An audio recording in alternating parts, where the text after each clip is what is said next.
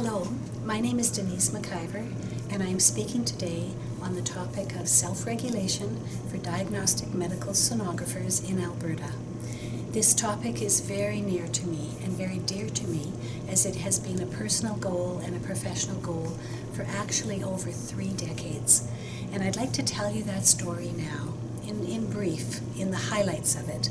In the late 1970s, I was a brand new sonographer, just learning the technique of ultrasound. There were just a few of us in the province, and we realized we were embarking on a new profession. And as a new professional, we wanted to seek certification, we wanted to seek professionalism and an elevation of this new profession in Alberta.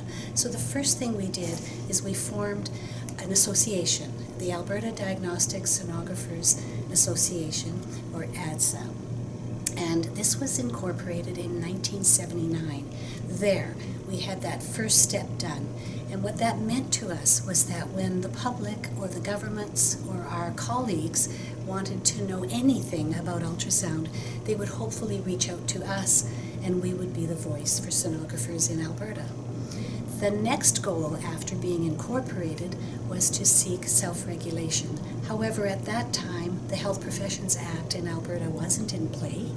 What was in play, though, was the Alberta Health Disciplines Board. So this journey began, and there are 4 major milestones on this journey. Number 1 was approaching the Alberta Health Disciplines Board, and at that time the ADSA executive learned that that type of membership, so to speak, was about right to title. We took it back to the membership, and it was decided not to pursue that avenue at that time, but we always kept it on the agenda for the future. The second of the 4 attempts at regulation came in the mid-90s, pretty well late mid-90s, where the board, I was on the board of ADSA at that time, we approached the government about the topic to renew the question, could sonographers be regulated like our colleagues were regulated in the other allied health professions? And at that time, it was decided that perhaps ADSA and Alberta sonographers should wait. And that was because of timing. The Alberta Health Disciplines Act and Board was being transformed into the Health Professions Act.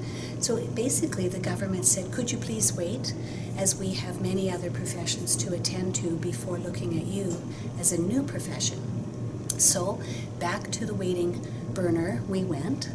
The third attempt was in the early 2000s, and this was with Alberta College of Medical, Diagnostic and Therapeutic Technologies, or we fondly know it as the ACMDTT. Now, this college was just being formed, the act was opened up, and there was an opportunity for sonographers to join that act at the same time as some of the other imaging professions.